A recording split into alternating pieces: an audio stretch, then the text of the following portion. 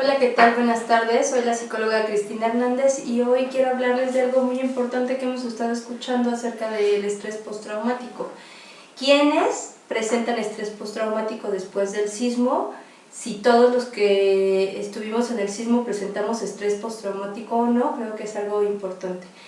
Lo primero que quiero decirles es que todos tenemos una crisis después de una catástrofe.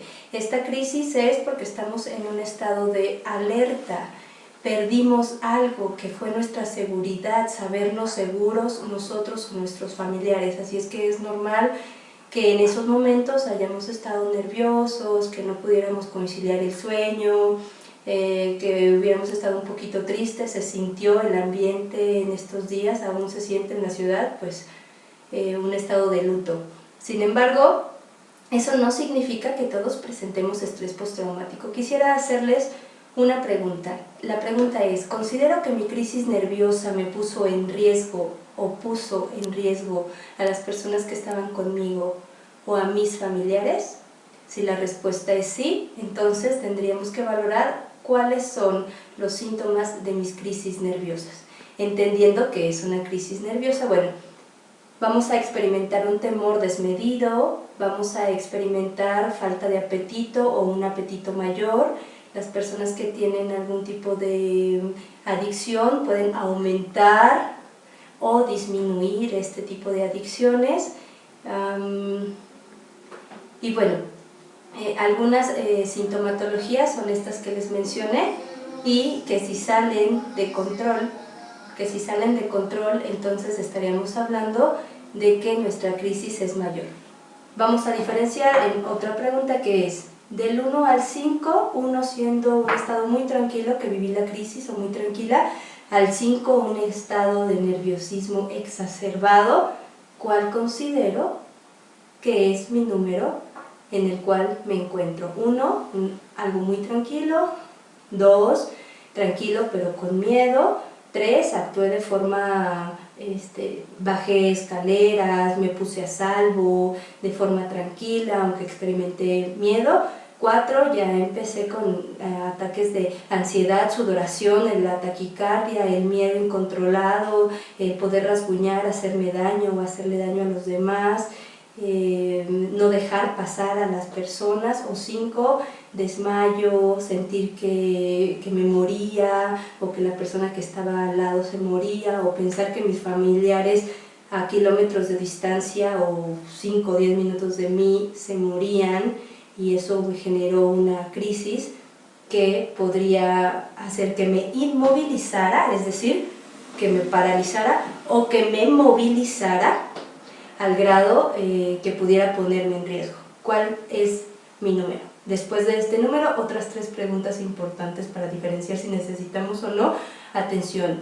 Una puede ser médica, puede ser psicológica o bien también psiquiátrica. La primera es, ¿tuvieron ustedes algún familiar, algún amigo o algún conocido que perdió la vida? ¿Sí o no? Tuvimos pérdidas materiales, perdí mi carro, mi casa, pérdidas materiales, yo personalmente las perdí, o un conocido o un amigo cercano las perdió, ¿sí o no?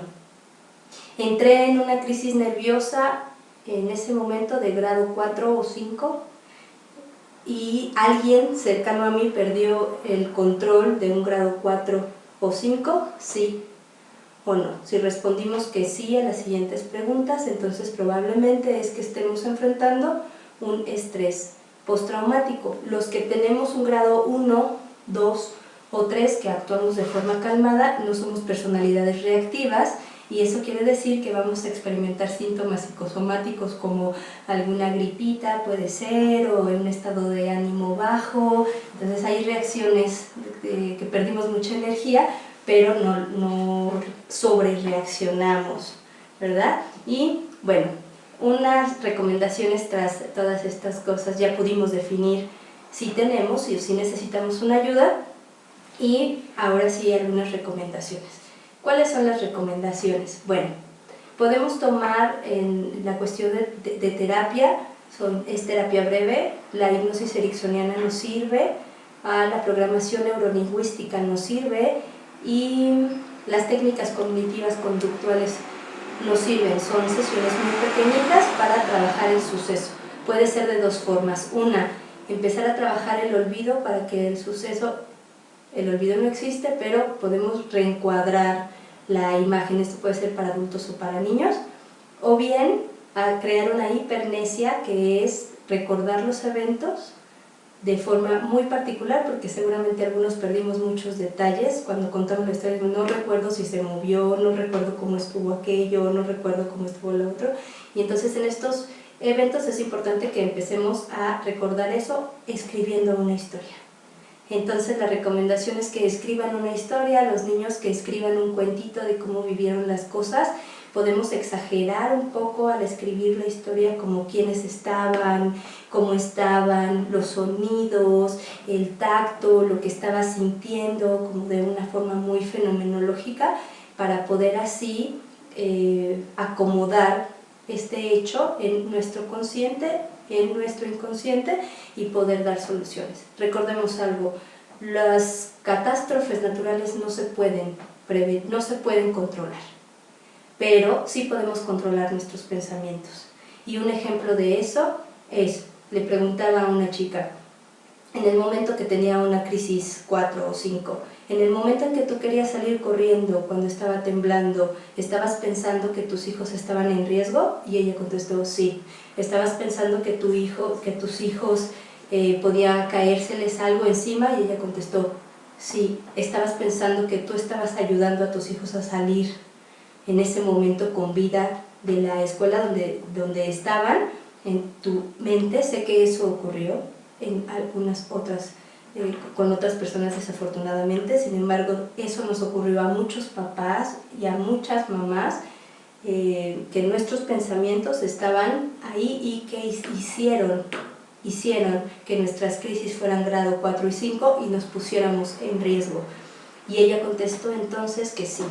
Y a esas respuestas que dio ella en ese momento, si no la hubiésemos detenido, quería echarse a correr mientras un automovilista estaba manejando rapidísimo en la misma calle, justo en el temblor, y ella quería echarse a correr. Sus hijos hoy afortunadamente están bien, ella está bien, pero una situación movilizante, una crisis movilizante haría que su pensamiento, que no paró en ese momento, catastrófico, que no paró en ese momento, que no controló porque no tenía esas herramientas, la pudo poner en riesgo a ella. Sus hijos hoy están bien y ella está bien, pero es importante entonces que controlemos, mamás, papás, personas que estamos a cargo de personal, maestros, maestras. Creo que es muy importante que sepamos que podemos controlar nuestros pensamientos en una situación de crisis, y eso lo podemos lograr tras algunas técnicas que ya mencioné anteriormente. Espero esto sea de utilidad. Si tienen alguna duda, si tienen algún comentario, por supuesto lo pueden hacer por el WhatsApp, y yo personalmente les contesto, o lo pueden hacer por medio de la página de Facebook, que espero les sea de utilidad. Les mando un abrazo muy grande, abracen a los suyos y nos vemos.